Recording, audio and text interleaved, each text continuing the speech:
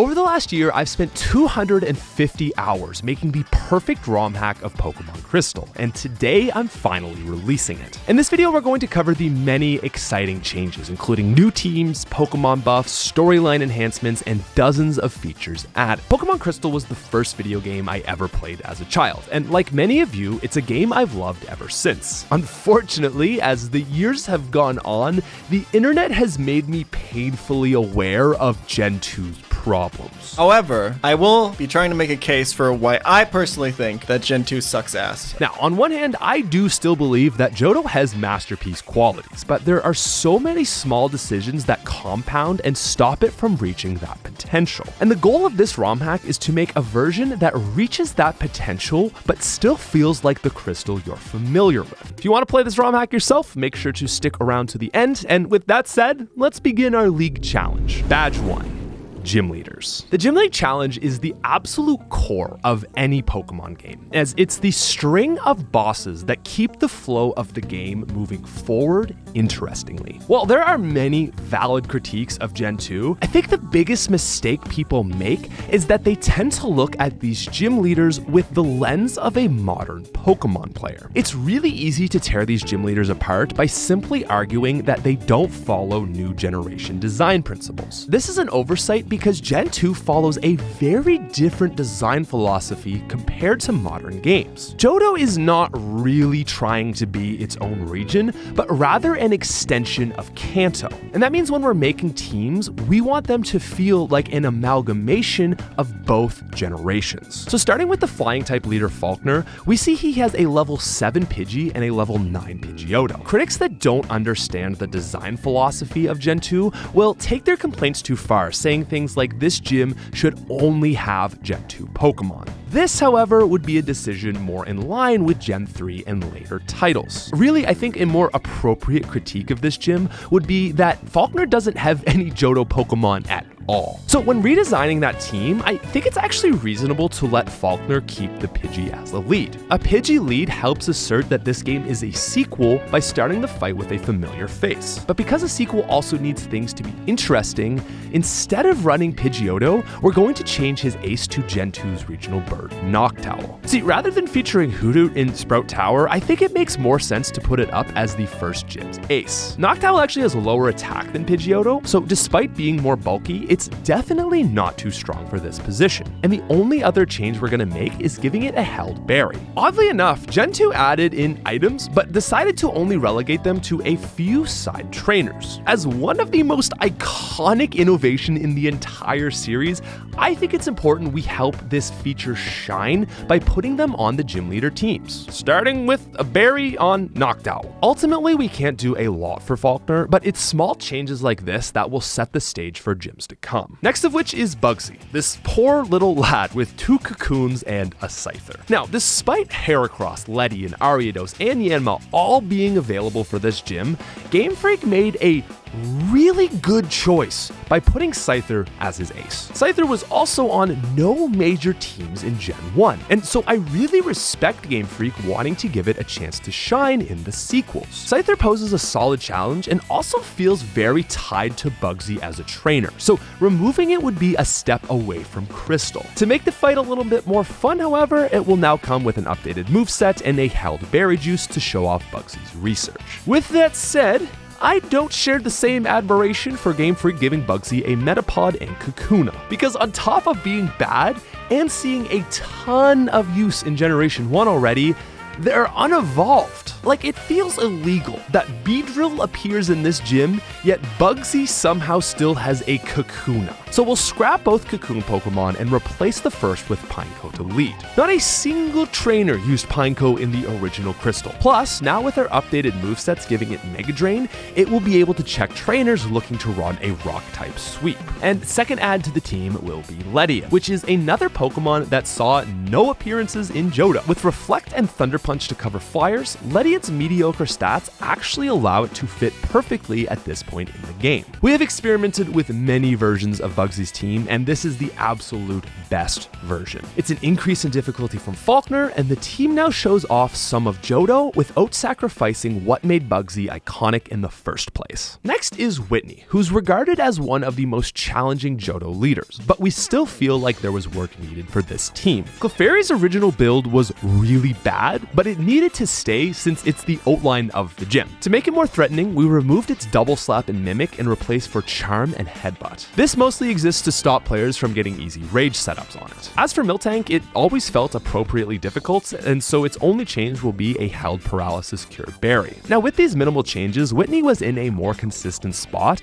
but the team was still feeling incomplete. Bugsy has 3 Pokemon, and Whitney falls to 2 before jumping to 4 for Morty. It was clear she needed a 3rd slot, and so after a lot of testing, it became pretty obvious that Teddiursa was the perfect addition. It fits the cute theme, has high attack, and with Headbutt, Metal Claw, Lick, and Mud Slap, it can help cover most of her common weaknesses. These changes make Whitney harder, but that is intentional. We've made small buffs to Pokemon throughout this ROM and added many more to the wild. So to make sure the game is still engaging for you, the gym leaders will be improved to keep the difficulty. Now, next up is Morty, whose main issue is team composition. Having 4 Ghastly family members is a tough decision when Misdreavus was introduced in this generation. Now, Morty is going to keep 1 Haunter, and his Gengar's only change will be the equipment of a Miracle Berry. From here, though, it's time for justice. After taking out the Ghastly and other Haunter, the obvious addition to this team will be a Misdreavus. But the possibly less obvious addition to his team is Stantler. To help cover Morty's normal type weakness,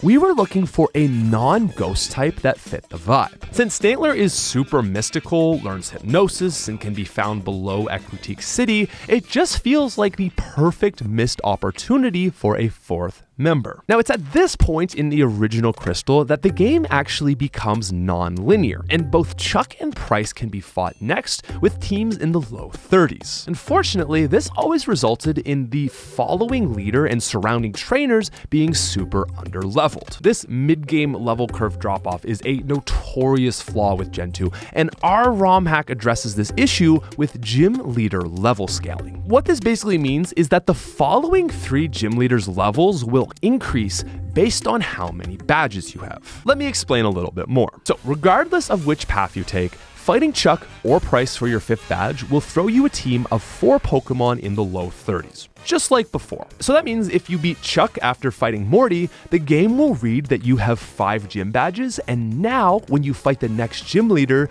you'll actually face a higher leveled team. Chuck's badge 5 team will consist of a Hitmontop, Primeape, Sudowoodo, and Poliwrath in the low 30s. But if he's badge number 6, Pinsir will now join the fight, and his team will now scale to the mid 30s. Similarly, if Price is your badge 5 fight, he will show you Dugong, Sneasel, Jinx, and Piloswine in the low 30s. Otherwise, if you choose to fight him right after Chuck as your badge 6 fight, he'll be in the mid 30s with a Cloyster as a 5th member. Now, since Jasmine's original level scaled to badge 6 or higher, she won't have a team that scales backwards to badge 5. Her team will only vary between being a badge 6 or 7 fight. And speaking of that badge 7 fight, it's possible to make all 3 of these leaders your 7th badge, so all 3 will have teams to scale for such fight. These will be the strongest team variations, all having 5 Pokemon leveled in the late 30s. This small but important change will keep the difficulty curve increasing and the game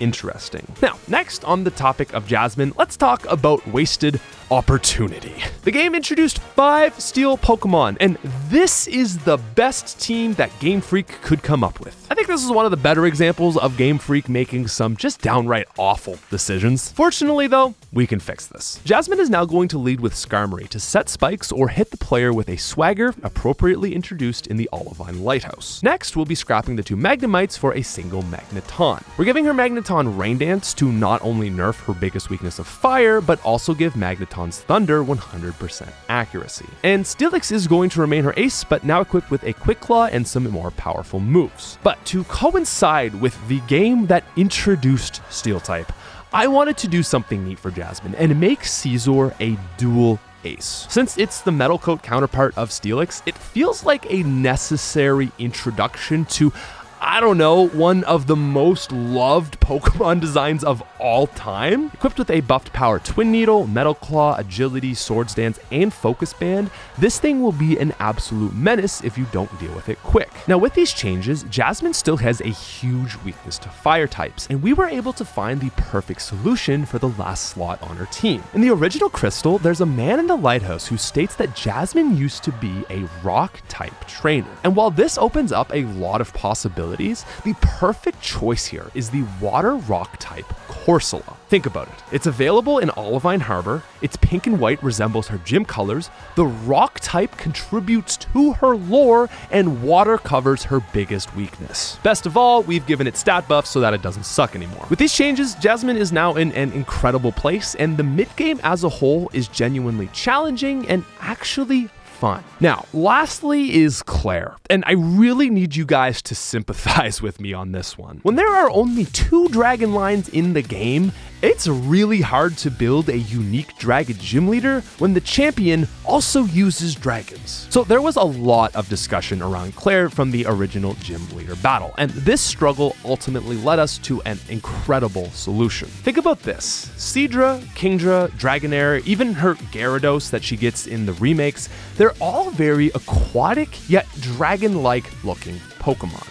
Lance, on the other hand, despite also being dragon-themed, is much more associated with dragons of the air. And this struggle between finding dragon Pokemon to fit her ultimately led us to embrace Claire as the master of sea dragons, while Lance would remain master of the sky. So this means Claire will retain her Kingdra and 2 Dragonairs, but we've swapped the last one for Gyarados. And to give her a 5th Pokemon and further fit the blue sea dragon theme, we've also given her Lapras. This design philosophy for Claire allows her to remain powerful while also keeping an identity of her own. It also means that Lance will not see a Kingdra on his team, but a much more interesting development instead. But that's going to come at a later point in this video. For now, this is the new and improved Johto League. The changes we've laid out to these gym leaders start small and work towards bigger, more significant improvements. This is to ensure that the difficulty curve rises gradually rather than spiking, but also to not overwhelm players with new changes. These gyms now serve as a true challenge all the way through, and I think you guys will have a lot of fun building teams around them. The Johto Gym League is in a much better place, but there is much more we still have to do. Badge 2.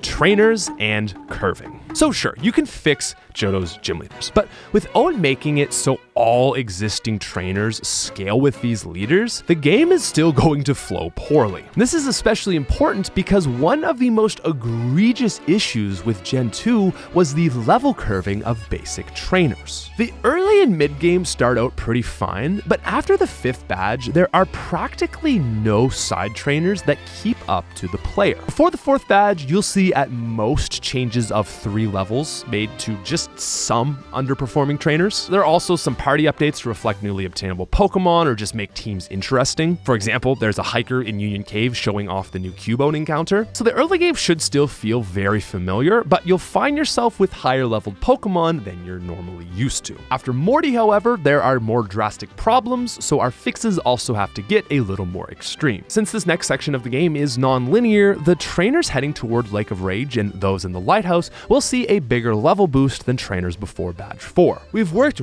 really hard to find a sweet spot on levels so that they're not too hard if you've just beaten Morty, but so that they aren't too easy if you've already collected your 5th badge. These teams have also been updated to be a little more interesting, but not so much as to deviate away from the sorts of Pokemon you would be expecting. Like, Bird Keepers are still going to have flying types. We've just done our best to remove those teams that have like 5 of the exact same Pokemon. But in terms of trainers, the late game is going to see the most changes. While the Rocket Hideout saw smaller changes, we had to do a pretty big gut on the radio tower. I always found this section of the game very redundant, where you're just fighting the same 3 Pokemon over and over. So in this Romhack, we've updated the teams, but they still stay in line with the ethos of Team Rocket. The levels have gone up, and overall, between executives and grunts, the teams are just much more interesting. Now, I think of all sections of the game, it's following the events of the radio tower all the way to Victory Road that was especially bad at giving you enough XP. And this is the part of the game that's going to see the biggest changes. A lot of the trainers heading to Ice Cave and below Blackthorn are going to see massive improvements from what you remember. Rather than having 1 to 2 Pokemon, they'll have scaled up levels, with the average team number here being closer to 3. Then, as we beat Claire and head toward Victory Road, the team average is only going to grow. The route of Tojo Falls is going to see trainers averaging 4 Pokemon, and the final route to Victory Road, which is nothing but cool trainers,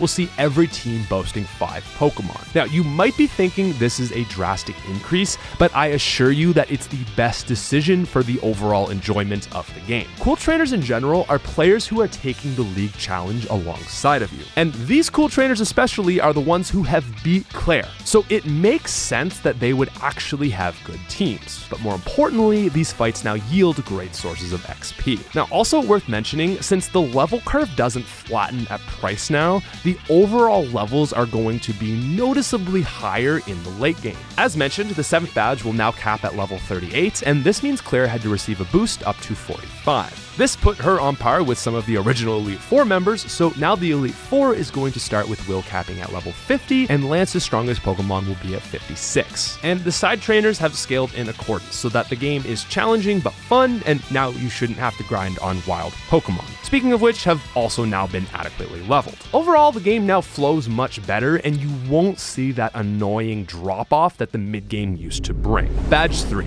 Pokemon changes. Despite Gen 2 seeing many new Pokemon, very few of them actually had the combined traits of good stats, an effective learn set, and an early enough encounter location to be viable for playthroughs. Even many of the better Gen 1 Pokemon suffered by losing access to the significantly better TM pool of the first generation. With that in mind, our goal with making Pokemon-specific changes was to increase the number of options the player had to build teams with. It was not to make every Pokemon amazing, but I did my best to make sure almost every Pokemon is able to provide some small niche role over the course of a playthrough. Except for Delibird. Fuck that little mean piece of shit. What I'm trying to say is you'll find this game harder than base Crystal, but our changes to Pokemon will give you the tools to deal with these challenges. Now, the first and biggest set of changes made have been through learn sets. These changes are a lot more intuitive for the player to adapt to than stat changes. Now, Rhydon is the example we'll use today to showcase these problems. Previously, outside of learning Earthquake at 65, its only attacking level up moves were Horn Attack, Stomp, Fury Attack, and Takedown. This is a prime example of over half the Pokemon in Generation 2. And to fix it, we've basically made it so that a Pokemon always learns early, mid, and late game stab moves. Like in the case of Rhyhorn, it now gets Rock Throw at 19, Magnitude at 24, Earthquake at 39, and Rock Slide at 44. We're not going to be able to highlight every single change made, but if you want to see a specific Pokemon learn set, we've released a guide to the entire game, and you can find it in the bottom description link. Basically though, if there was a Pokemon you liked but couldn't use it because it had no good moves, we've given it what you would expect it to learn. We've also made it so a lot of Pokemon learn moves earlier to keep them viable throughout a playthrough. An example of these changes can be seen with Quilava, who used to get Flame Wheel at level 31 and now gets it more appropriately at 24. Also, I couldn't really find a good spot to put this, but I just wanted to mention I'm aware of Meganium being awful in Johto, and it has been given a lot of good moves, and it's now actually almost on par with the other two starters. Now, unfortunately, not all Pokemon could be helped with learn sets, and so next we'll look at small stat changes. This includes Pikachu, Wigglytuff, Arbok, Venomoth, Weezing, Lickitung, Dugong, Hitmonchan, Hitmonlee, Hitmontop, Vileplume, Blossom, Furret, Corsola, Quagsire, Sudowoodo, Sunflora, Azumarill, Ledian, Gligar, Piloswine, and Togetic. These Pokemon have seen a few stat changes of mostly 15 points or less to help put them on par with their peers. Since Ariados and Qwilfish now appear in the Elite Four, they've seen more significant stat buffs, since otherwise they simply would not be able to contend. Other Pokemon receiving bigger stat buffs are Sneasel, Swinub, Slugma, Magcargo, Murkrow, Misdreavus, Yanma, and Aipom. These are all Gen 2 Pokemon that for whatever reason were just given awful stats in the original game. We've buffed them to the point where they're mostly B-tier Pokemon, so that they're not game-breaking, but you can now actually use them if you want to. We also swapped Flareon and Entei's special and attack, since all fire moves are special in Gen 2. In some cases, however, neither improved moves or stat buffs were enough to help a class of Pokemon. Most notably, Bug-type was awful in Gen 2, and we've made some changes to make the class better as a whole. Since Normal-type Cut was always instantly outclassed by Headbutt, it's one of the 2 moves to actually see a type change moving over to Bug-type. It now does 65 damage and has a high chance to crit. Twin Needle has also been buffed from 50 damage to 70 with better distribution. Leech Life has seen a stat buff from 20 to 40 base power, and lastly, Pinsir and Ariados now learn Mega Horn. Bug was underperforming very hard in Gen 2, but they're now extremely viable, with Scizor, Scyther, and Heracross all being contenders for the S tier. And Fighting type is the other type to see big changes. Fighting moves in Gen 2 are weirdly extremely inconsistent, with hardly anything having good accuracy, and the few moves that do have really low power. To remedy this, we've lowered the secondary effect and buffed the power of Rock Smash to 60, so that now there's a decently powered teachable fighting move. As for moves like Submission, Rolling Kick, Cross Chop, and the Jump Kicks, we've given them some accuracy and damage reworks so that they're now on par with the other types in the game. And outside of Bug and Fighting, pretty much every type has seen some sort of changes to a move. Waterfall is now 70 base power with a chance to flinch, Giga Drain has gone from 60 base power to 75, while Dig has gone to 70 to be on par with Fly. Poison Sting's gone from 15 to 25, Icy Wind from 55 to 65, and Feint Attack from 60 to 70, and most of the steel moves have seen their accuracy get better. Spike Cannon is now also a steel move, and all 2 to 5 hit moves have perfect accuracy with slight damage buffs. Dragon Breath and Twister now both do 70 damage, while Outrage does 110, and trust me, that is not near as OP as it might sound. We've also switched Ghost and Dark types so that the former is now special while Dark is physical. Outside of making actual sense, this significantly improves Sneasel, Murkrow, Gengar, and the many physical attackers that learn Bite. While we're on the topic of Gengar, both it and Alakazam have had their ability to learn Fire Punch and Ice Punch removed. Previously, these Pokemon could sweep the champion. We did let them keep Thunder Punch, however, as they learned Thunderbolt through the move tutor anyway. They're still Pokemon at the top of S tier, but now they just don't quite break the game. We've also improved wild encounters. My goal for this ROM hack was to give you a reasonable amount of new decent encounters without overwhelming you. Mareep has returned to 32 and has been added to Route 31, while Houndour spawns at night at 36 to mirror the Growlithe daytime encounter. Cubone can be found on the top floor of Union Cave, while Marill is on the bottom. Grimer, along with Mankey, has been added to the route below Goldenrod as a secondary fighting option. National Park now sees Murkrow at night, while the Burn Tower has Misdreavus, Slugma, and the return of Magmar. Route 38 and 39 see the addition of Dodrio and Ponyta respectively, while the ocean routes have added Horsey for an earlier encounter. The route leading to Lake of Rage has restored Girafarig and Flaffy, while also adding Skarmory, and the route below Blackthorn has Ursaring, Donphan, Gligar, and Murkrow. We've also added both sets of starters at very low encounter rates at level 5 on routes 27 and 26 to help for Pokedex completion. And if you want to know the full set of specific changes, check out our guide in the description. But lastly, and the most requested thing of this entire ROM hack,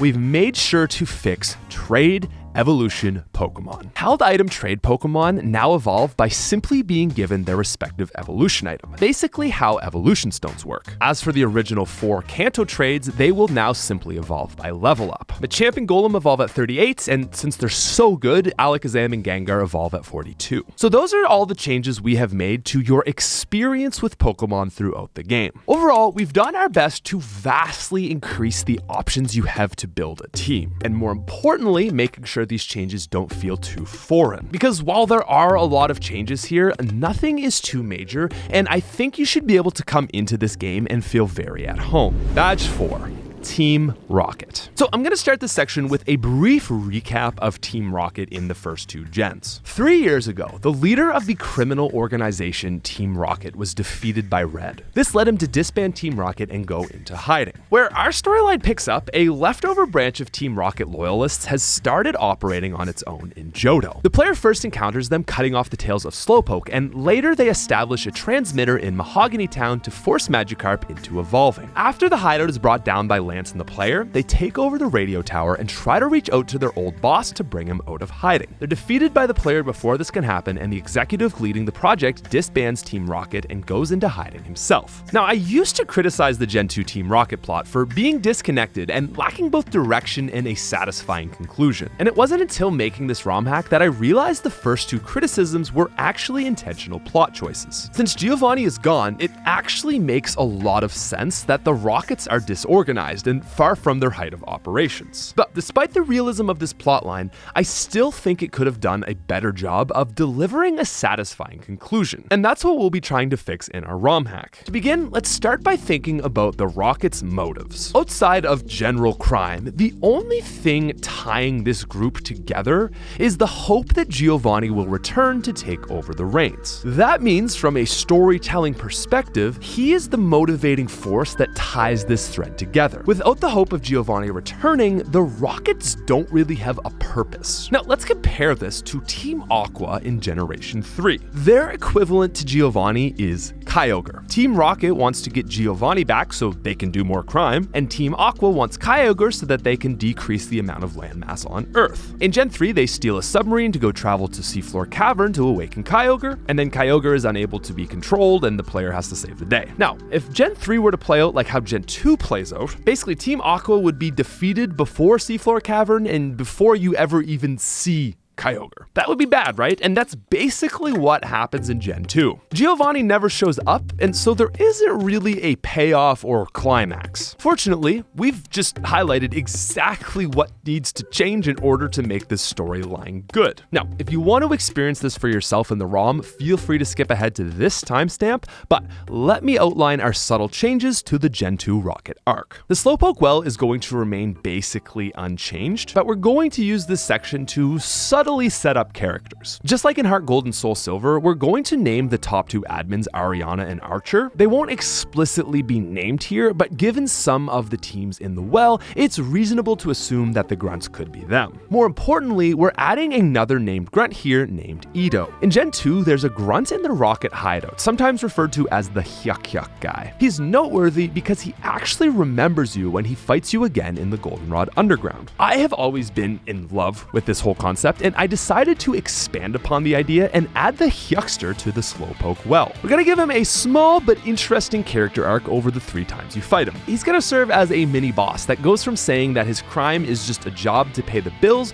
to ultimately deciding to abandon Team Rocket. It's the Rocket hideout that is going to see some big changes, however. Lance's involvement in the Rocket hideout is a nice way to incorporate the champion into the storyline, but it has some issues going for it as well. First, I find it somewhat unbelievable that Lance alone was capable of spotting the changes at the Lake of Rage and finding the Rocket hideout building. Like, 1, would he really have the time to do all of this? And 2, would he be able to do it without getting recognized? But fortunately for us, this plot hole actually gives us the perfect opportunity to shoehorn Giovanni into the plot. See, Giovanni's purpose in this story won't be to help Team Rocket, but actually take them down. In Gen 1, Giovanni's story ends with him deciding to shut down his criminal organization, and this actually makes him a great character to work with. Not only does he have a bit of that morally gray, he already has ties and contacts to the Team Rocket organization. So what better way to use Giovanni than to have the former boss working with the champion to put down those loose ends of the gang he started. Our new Rocket hideout plotline will show a mysterious man talking with Lance at the Lake of Rage. When the player arrives in the hideout building, it will be not Lance, but rather this mysterious man shown hyperbeaming the guard. See, this is one of the other problems with Lance in this storyline. Lance hyperbeams a human. He's kind of supposed to be like the stereotypical good guy, and that's kind of fucked up. But having the mysterious man who turns out to be a past criminal, that fits pretty nice. Like, sure, Giovanni is helping us, but that doesn't mean he's a saint either, and it's realistic to expect that he would hold contempt for Team Rocket. Now, after the staircase is revealed, the man will say he can't go any further. It can be implied that this is because Giovanni would get recognized, but it's also just a convenient way to let the Rocket hideout section play out like normal. Lance and the player still get to clear it, but the section is a little bit more believable, and now there's some intrigue about who the disguised man is. Now, the radio tower is going to play out nearly the the same as it did before. The final rocket battle will take place between the player and a very updated Team 4 Archer. Okay, I'm sorry, side note, I can't make this video without saying this, but like, this was the original executive final boss? What was Game Freak on? Anyway, so yeah, Archer's gonna get a much better team, Slowbro, Gyarados to show his involvement in the past places. Anyway, after beating him, a similar discussion will play out until suddenly the disguised man walks in. He speaks to Archer of power and conviction, ultimately reprimanding him and revealing himself to be Giovanni. He affirms his reason for disbanding Team Rocket and tells Archer to do the same before leaving. Archer is left completely distraught, questioning his actions over the last 3 years, and takes leave as well. So I really like the way this edition works, as the final moment now gives a lot more payoff to the whole arc without effectively changing the end consequences. The simple inclusion of Giovanni adds weight to the whole storyline and ties itself much better into Gen 2 being a sequel. And also, like, it's nice to see Giovanni again, you know, because like this evil team arc doesn't have world-ending stakes, but I think that's actually to its benefit. It's a very realistic conclusion to the leftover threads of the previous game. It fleshes out Giovanni's redemption, and it just leaves Johto more full because of it. Chapter 5. Rival. Now, if we're going to talk about Giovanni, it seems only fair to talk about Silver next. I just want to preface this section that while we have not yet added in any sort of Giovanni-Silver connection, we have plans to potentially add this in later as sort of like a post-game DLC. For now though, I kind of wanted to leave that alone as it was just never touched on in the original game. Anyway, despite Silver having one of the more compelling character arcs in the series, I've always really struggled with his team composition, and that's what I want to focus on right now. Silver starts his journey by picking up a starter, followed by Ghastly and Zubat, then later acquiring Abra, Sneasel, and Magneton. My biggest problem with this team is that it doesn't really give Silver a unique identity. Pretty much every Pokemon is part of another major player's team, and so he just kind of feels bland. First, the Abra line was on the previous Rivals, so that feels like a straight up reused option. Gengar is featured on both Morty and Karen's team, so it doesn't carve a unique identity for Silver either. Magnemite is less of a misstep considering it got Steel type, but it's also not unique enough to pick up the slack. As for the overused Zubat line, even once it turns into Crobat, it's a family that is spammed through the entire game. And even Sneasel, who granted does fit the team very well, is so bad that it never lives long enough to make a noticeable impression. Silver's team was designed to show his lack of friends and care for his Pokemon, but really just ends up being an uninteresting and unchallenging mess. So what do? Well, first I thought the best way to fix Silver would be to try to feature more Johto Pokemon on his team. Additionally, similar to Blue, we've given him a dynamic team depending on what starter you choose. So to begin, the rival will steal the starter stronger to yours as always, and in the second fight, we'll still keep that Zubat. We're gonna make a big change from Ghastly, however, and give him a Larvitar, which can now be found on the Violet City side of Dark Cave. This is a really nice Pokemon for his team because it's known for being super powerful, but it's really only the last Pokemon in the line that actually has that power. He's always talking about how he chose his Pokemon to be strong,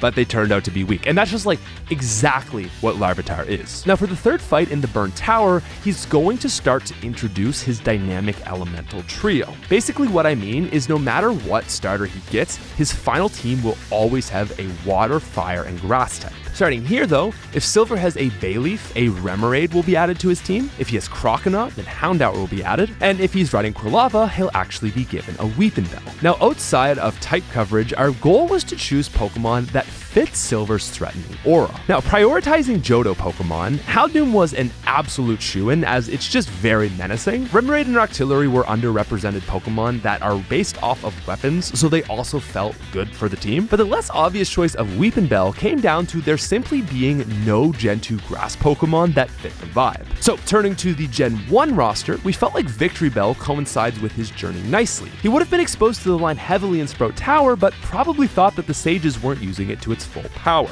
Now from here, the fight in the underground is going to see the third elemental option added. Finally, heading into the Victory Road fight, the last Pokemon added to his team will be Ursaring. This is a strong late game pickup, and I always found it to be an underrepresented Johto Pokemon. Now, as for getting back to Larvitar, it will have been a consistent underperformer throughout the game. And in this moment, right before the fight, we're actually going to have it evolve into Tyranitar as he's speaking about what he's learned. This level 48 evolution source will be somewhat ambiguous, but the overall purpose is to add really just an interesting beat to this moment and give him a power-up. There's already a few trainers in Johto with under-leveled evolutions, and so basically it's just left for us to speculate whether Silver was able to do it through friendship, or maybe it was simply the radio tower waves from Team Rocket. Regardless, the team is now in a much more interesting spot, and as the only Johto user of the Tyranitar line, Silver now has a cultivated team of Pokemon that relate to his character. I should also mention that in the Victory Road fight, we will still leave the Golbat unevolved. This way, he can continue to show growth as a character throughout your 2 fights with him in Kanto. Overall, Silver is definitely better than he was in the original, but we've still intentionally left him not amazing. I mean, his whole thing is that he's not good enough, so he's not going to be a standout challenging trainer, but he still should pose a threat. Chapter 6. Small stuff and quality of life. One area of issue that can't really be faulted to Gen 2 is a lack of quality of life features. The game was still finding itself, and there are just a lot of small things missing that could have made a player's experience more streamlined. We've done our best to add as many of these things as possible, and so here is the complete list of small changes we've made. First, you'll now automatically have running shoes, which can be activated by holding down the B button. Faster surfing can be performed the same way. We've also added custom sprites for overworld Pokemon and your party members. While on a Pokedex entry, pressing the select button now toggles shiny form. There's now an icon in battle to show weather if present. Certain species of wild Pokemon no longer flee. Pokeballs have been given unique colors, and more importantly, we've made fixes so that all special balls from Kurt now work as intended. We've also expanded the item bag to hold up to 84 items. And just a note for Nuzlockers on this one, this means entering or editing the Pikahex item section will corrupt your bag. Pokemon editing on Pikahex is still functional, however, and we've added updated GameShark codes in the guide. We've still got a ton more changes than that, however. When picking up TMs, the name of the move will now be displayed alongside the number, and HMs can now be removed without the need of the move deleter. Healing at the Pokemon Center will now give less dialogue after your first visit, and similarly, saving has also been made faster. Many marts around Johto have been improved with more relevant items, and a clerk who sells berries has been added to the flower shop in Goldenrod. They'll start by selling all berries but the Miracle and Gold, which will become available after collecting 7 badges. After clearing the Rocket hideout, the lady who returns will mention finding unique items left behind. She'll now sell the Upgrade and Metal Coat along with a couple of mid-tier TMs. And similarly, Blackthorn will now sell a few high to mid-tier TMs. With that in mind, I should also mention, to keep the game true to its original vision, we did have to opt to keep TMs as one use, since Gen 2 was simply not designed for some TMs to be unlimited. Also, the Elemental Stones and a few other unique items have been made available for purchase in Cyanwood. This place was always extremely lacking, and we felt it just needed something to increase its significance. Still got a lot more to cover, however. As a former non-usable item, the brick piece has been updated to now evolve Tyrogue into Hitmontop. It can be found in the basement of the Goldenrod department store. Tyrogue itself, who was previously locked in Mount Mortar until 8 badges, is now available as soon as you reach it. The Karate Master is closer to the entrance, and we've added the very powerful TM Curse to replace his previous location. Porygon and Dratini can now be acquired in the Goldenrod Game Corner, while Wobbuffet is in Celadon. Also, quite notably, the Odd Egg is now guaranteed to always have good DVs. We've also reworked the friendship system so that Pokemon should evolve after 15 to 20 level ups. Very small, but very importantly, a PC has been put next to Tojo Falls in the Sandstorm Lady's house so that the player can run the full team they want to train for the Elite Four. There's also now a functioning PC in Professor Elm's lab. And in Kanto, we've added a 3rd trainer card to show badges collected. Now, lastly, let's talk about the Ruins of Alph. Introduced at the very start of the game, this is a plotline that really goes nowhere. Honestly, I can't even begin to understand where this was trying to go, and so because of that, I don't feel like we were in a position to make our own plotline for it. But what we figured we could do is at least make it somewhat relevant. The fossil Pokemon are not available in Gen 2, and of the 3 chambers, 3 have a fossil Pokemon tied to them. Rather than doing nothing, I thought these places would be a good way to introduce Omanyte, Kabuto, and Aerodactyl. Completing each chamber puzzle will have the player drop down into the ruins like normal, but now the room's respective fossil will fall down as well. From here, the player can give it to one of the ruined scientists to restore it. As the first available option, Kabuto will be restored at level 15 after the player gets 3 badges. Ammonite will then be available after 4 badges at level 20. And lastly, for balancing reasons, Aerodactyl is not going to be available until after 7 badges. Gen 2 Aerodactyl is amazing, and we wanted to put it somewhere, and this feels like a good spot to not make it too overpowered. Now, as for the Ho-Oh room, we ultimately decided that the most exciting thing to do would be to make the GS ball drop with the player. In the 3DS Virtual Console, a Nurse and Goldenrod simply gives the GS ball to the player, but the problem with this mechanic is it's based off of the Japanese mobile feature and doesn't really make sense in the storyline or in the context of the 3DS. So putting the GS ball in the ruins of Alph adds a little more weight to the area and helps the region feel a bit more cohesive. We've also added some better rewards in the item rooms. Chapter 7. Elite Four. When I think about Gen 2's Elite Four, I think of a group of trainers that failed to reach their potential. Outside their staggering level gap to the player, I never found any of them to pose a major challenge. And furthermore, despite each member explicitly explaining themselves with a unique identity, their teams aren't in line with the images that they describe. Will says he's trained all over the world, but runs the same mid-tier Pokemon twice. Bruno speaks of overwhelming power, yet only 2 of his Pokemon have high damage output. Karen claims to be good by only using Pokemon she likes, yet there is no way this move pool could get her to where she is. And I think most funny of all, Koga warns you of his sleep tactics without having a single sleep move on his team. The whole thing is a bit of a mess, and my main goal in fixing it was to make it so these trainers' teams actually line up with the words they speak. And that also means that this Elite Four is going to be a lot more challenging. We never intended to make this a difficulty hack, and it isn't, but I wanted to ensure that it's also a proper challenge. Unless you're seriously good, you should struggle with this section, but it's by no means unbeatable. It's a satisfyingly tough league, and this will make you feel like you've earned your championship. To begin, Will is going to have a notable makeover. As someone who's traveled all over, it's believable that he would have a Xatu. I just think that maybe he wouldn't have 2, and he would have some more unique Pokemon. We'll relegate one Xatu to remain as ace, the other one can go, and Jinx and Exeggutor are leaving too. We need to differentiate him from Sabrina as well as Kanto in general, and so Will is now going to take on Girafarig as a lead, but the Slowbro is going to stay. Slowbro was always his best Pokemon, and since bug types are much more viable now, we've given Slowbro its move tutor learnable, Flamethrower. I don't know why it learns Flamethrower, but it does. Now the next Pokemon we're going to add to this team is Slowking. This adds some considerable additional weight to his team and was previously just a giant missed opportunity. And the last addition to his team will be Espeon. Will was in need of a Psychic Sweeper, and Espeon really fits the bill. Espeon is a really nice complement to Karen's Umbreon, but it also keeps Alakazam off his team and helps give him a unique identity over Sabrina. Will's team still definitely struggles with Dark, Bug, and Electric types, but these changes do a lot for the first member. The 2 Slowpoke evolutions also help to maintain a repeated Pokemon theme. Next we have Koga, whose actual team is going to stay relatively intact,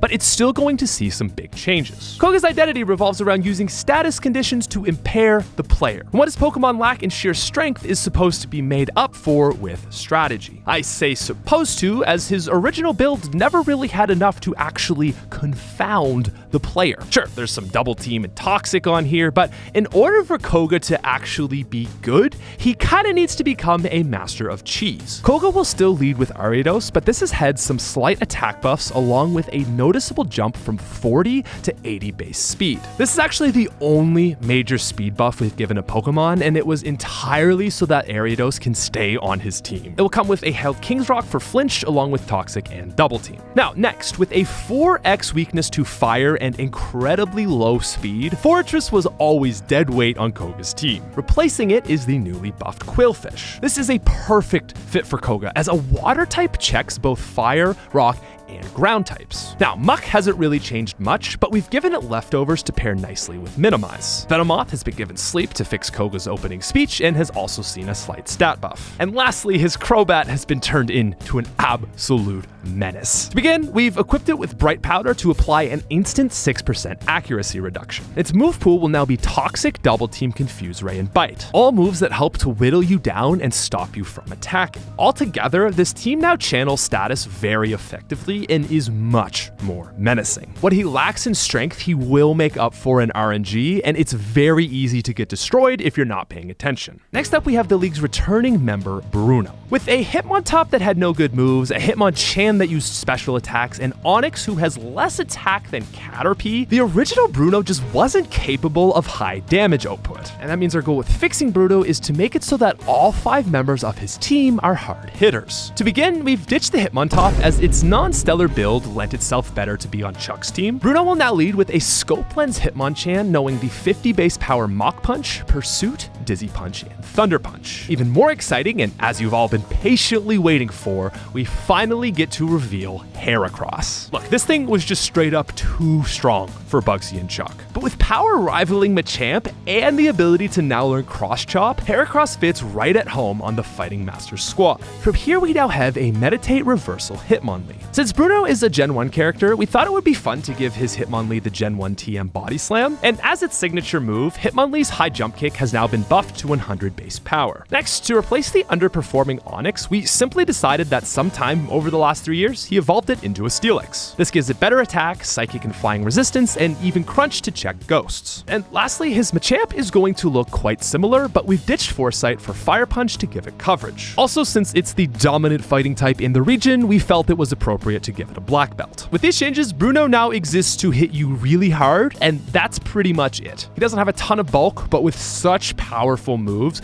bringing the wrong team to this fight can end in a very quick loss. And that brings us to the final and coolest member of the Elite Four. The Dark-type user Karen got to the league by using Pokemon she liked rather than seeking powerful ones. It's a super respectful ethos that runs through the themes of Crystal in general, but if you're not going to actively seek power, I think it's reasonable to expect that she would need great strategizing to make up for this. Unfortunately, Karen's original moveset was awful. So with that in mind, we're leaving her party completely alone. And that means our goal will be to make her as good as possible with only moves and held items to change. This means Karen is going to have some lethal strategies. To start, Umbreon is going to keep Feint Attack, but it's now going to rock Moonlight with a double team Baton Pass combo. With so much bulk, she can get a super scary setup on you, and it's what I would expect from someone as high ranking as Karen. Next, her Gengar's moveset is going to get a complete makeover. You see this right here? Like, this was just not the moveset of the second best trainer in the league. Now updated, it's going to rock the common but classic Shadow Ball Hypnosis Dream Eater combo with Confuse Ray over the top. And next is Vileplume, who always felt like the weirdest team member,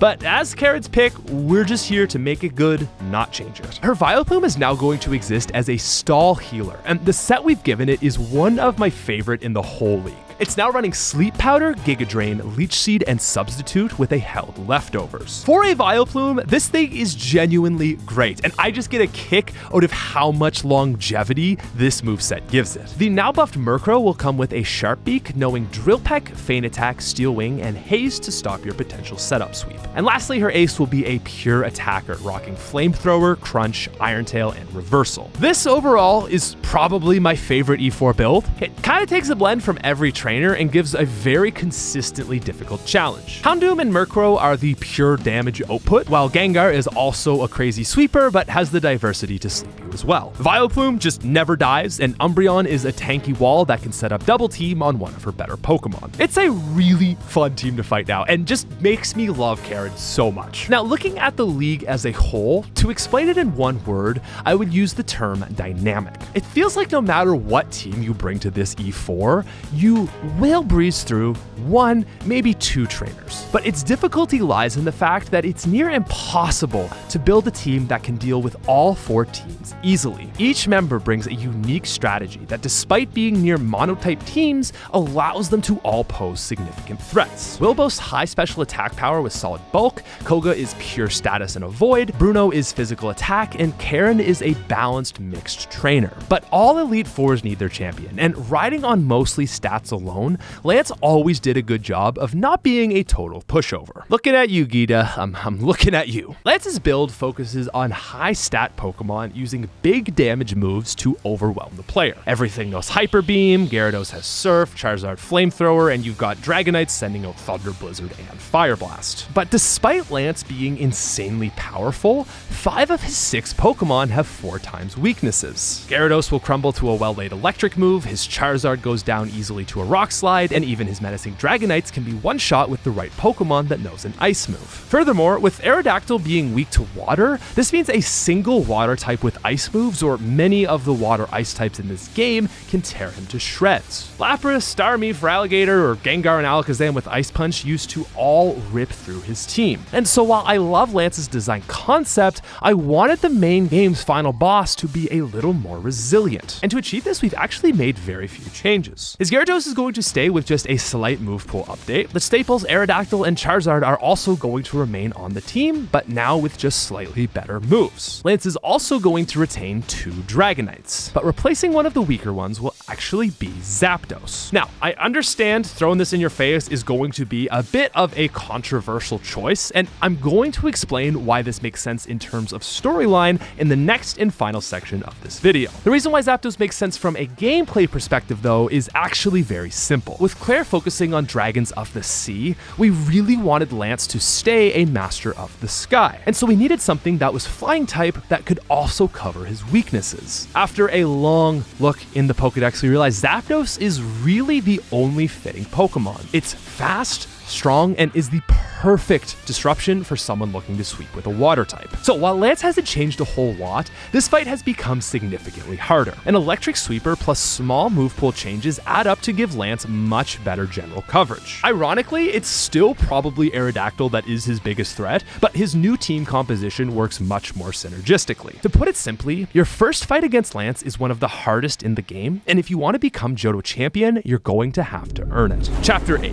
Rematches, Kanto, and Red. Just when you thought your badge collecting journey was over, Gen 2 introduced one of the biggest twists of all time, allowing the player to go back to Kanto. And despite my love for this game, I have to agree that I feel like Kanto is a bit of a missed opportunity. The gym leaders are incredibly weak, the trainers are even worse, and every neat area in Kanto has been removed. It was a great idea that wasn't able to reach its fullest potential, but not for having a vision. Kanto simply wasn't able to be completed due to cartridge restrictions. And that means, in a way, Kanto was never really finished. And so it's this distinct reason for its flaw that actually led us to a crossroads, asking, how do we want to fix Kanto? The ROM that's being made available today is going to stick extremely close to the original Kanto. You're going to fight the gym leaders in Red like you did before, but now it's going to serve as a post-game challenge mode where each trainer has competitive sets of 6. You're going to see unique strategies like weather teams and setup builds. We're also going to add availability to legendaries along with rematches to both the Johto gym leaders and Elite Four. The purpose of this version is to follow Kanto for what it was,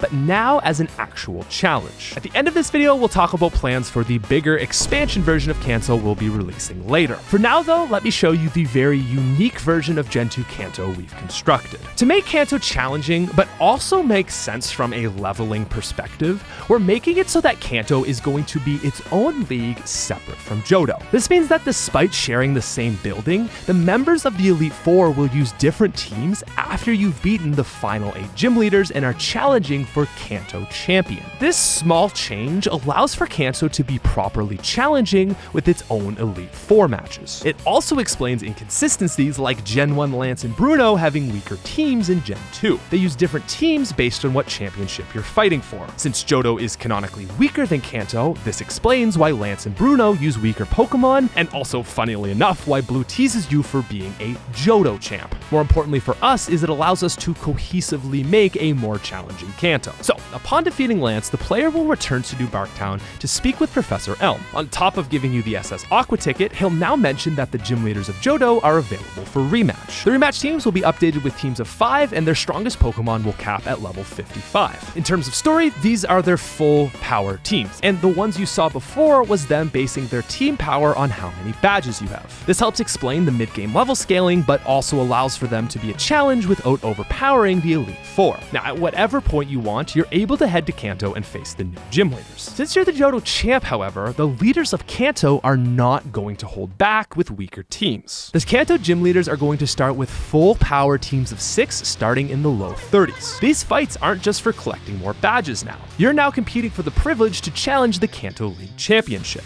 Right off the boat, you'll fight Lieutenant Surge, who is both level and strength-wise the weakest of the 8. His team has Electrode, Magneton, Lantern, Ampharos, Electabuzz, and Raichu at level 60. The main strategy of Surge is to set up rain so that his thunders always land and add power to his surfs. While Mono Electric typing lends itself to a weaker team, Surge is a good first match to show you what's to come. Up next should be the Grass-type leader Erica, who caps at level 62. Rocking Jumpluff, Sudowoodo, Exeggutor, Venusaur, Victreebel, and Blossom, this team goes for a general coverage with a mix of status and Sunny Day solar beams. Third up, we have Misty rocking Golduck, Vaporeon, Quagsire, Kingdra, Lapras, and Starmie at 63. Fourth is Janine, who is just taking a pure Kanto poison type route. Rocking Weezing, Muck, Tentacruel, Nidoqueen, Crobat, and Venomoth at 64, she will still be canonically weaker than her dad's full power rematch team. Now, level-wise, Sabrina can be considered the 5th or 6th gym leader, but you'll probably face her next. We've done our best to keep her as a dominant psychic type trainer, and I believe she still lives up to her Gen 1 hype. Rocking Mr. Mime, Jinx, Slowbro, Wobbuffet, Hypno, and Alakazam, she's been considered by playtesters to be one of the hardest Kanto gym fights. Now, Brock is going to also cap at 66, and despite being less consistent than Sabrina,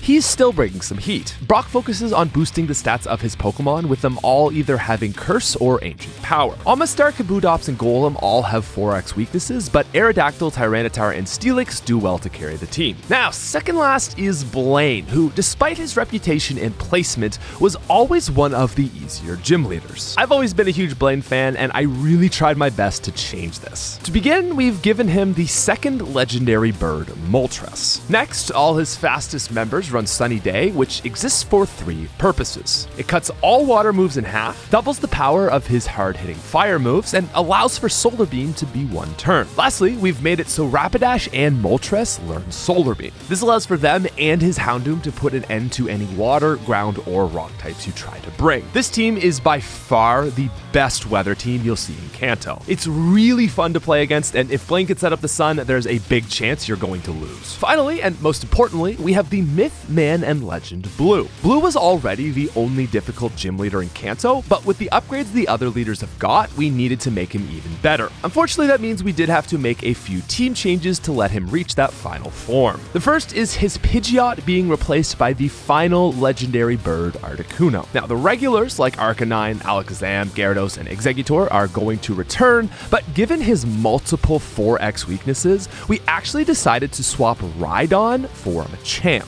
This fits really well as 1, Blue has ran a Machamp before, and 2, we can just put Earthquake and Rock Slide on Machamp and it fills the similar role. Now, I always loved Gen 2 Blue for teasing the trainer of being a Johto champ, and so after defeating Blue, he's going to be the one to clarify that you are not a Kanto champion yet, and if you want to become one, you must face the league again. In this ROM, Red will only be available to challenge once you're the Kanto champion. This is basically our way of adding E4 rematch teams in, but doing it in a way that ties to the story. As the Kanto League Championship, the E4 rematch teams are going to be further enhanced competitive teams of 6. This time, the team's total levels will increase less significantly though, with them clustering around the 68 range. Will cap at 68, while Lance, who's now been given a Tyranitar, will cap at level 70. And despite that 1 level gap, I think given his diverse team, Blue is still the second strongest trainer behind Red, but ahead of Lance. Now, before we get to that Red fight, I'm going to finally explain the legendary birds. I always found it disappointing that they just didn't exist in Gen 2 Kanto, and I wanted to implement an actual reason, and that reason is going to be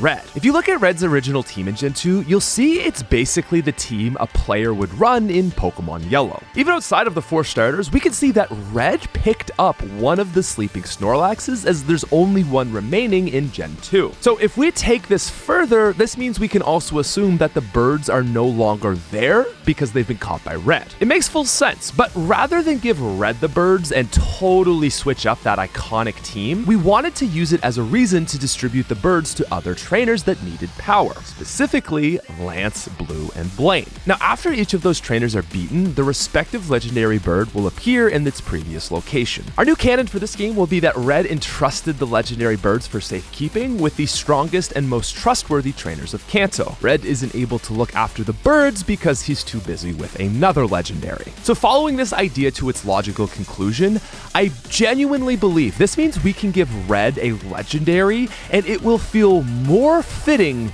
than the game's base team. Espeon was just always a bit of an odd choice, and if the Red you fight is based off of your team in Pokemon Yellow, Espeon just doesn't match that standard team. The average player would start with Pikachu while picking up the 3 main starters and a powerful Snorlax along the way. Upon completing the game, they would then head to Cerulean City to pick up one final member, Mewtwo. And that, ladies and gentlemen, will be his 6th and final party member. Mewtwo works perfectly here as it's the most logical 6th member of Red's team, an explanation on why you can't catch it, and most importantly, it elevates his power to unbelievable heights. After defeating Red, however, this will change. Seeing as you are the strongest trainer in both regions, Red will release his Mewtwo at the top of Mount Silver, and it will be yours to attempt to catch for your own. And you may have noticed that actually takes us to 250 Pokemon being available. So lastly, players looking to catch Mew will need to complete that Pokedex up to 250, obtain the diploma, and head to the location Mew is most familiar with. So ladies and gentlemen, that is Pokemon Crystal Legacy. Overall, it's just a really optimized experience that takes Crystal to its full potential. This project has been magic for me to just dive back into my childhood game, and I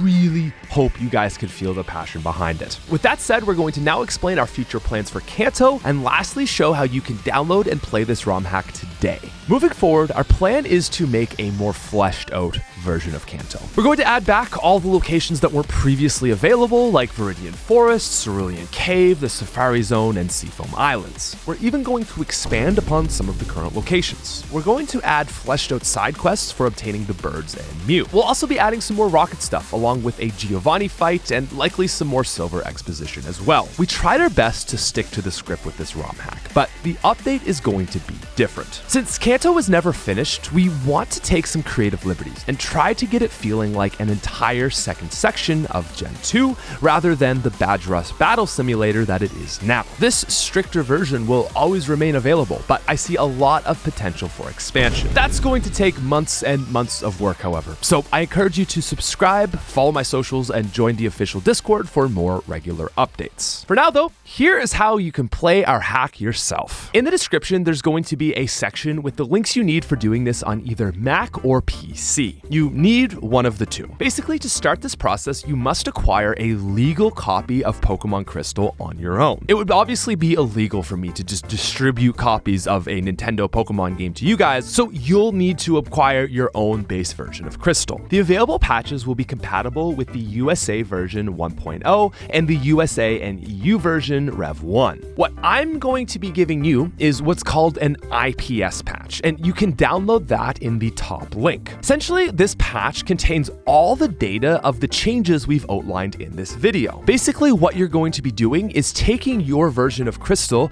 applying the patch onto it to get the ROM hack. So to do this, you're going to need an IPS patching program. You can download this program by following the second link in your section. Insert your ROM with the compatible patch into their respective inputs and choose where the output will be going along with what you want to name it. The last thing you'll need is a way to play this ROM hack. Following the third link in your section will take you to the download for the Game Boy Advanced emulator MGBA. To play, you simply load your patched ROM file into the emulator and it should work just like that. If you need extra help on how to do any of these steps, or you maybe want to play on your phone, you can follow the next link in the description for a more in-depth tutorial from me. We've also released a guidebook at the bottom link, which will give you every single piece of information there is to know about the ROM hack. It contains trainer changes, Pokemon changes, wild encounter rates, and more. Lastly, I want to take a moment to give a huge thanks to all the playtesters and members of the Discord for the help on this project. Also want to give an extra special thanks to Craig and Webra, the members of my team, for helping put this project into fruition. This is genuinely the biggest project I have ever worked on, and it would just not have been possible without the help of the dozens of people that have also put countless hours into just fine-tuning this, making it perfect. And guys, thank you so much for everything. Please subscribe to follow along, and happy gaming.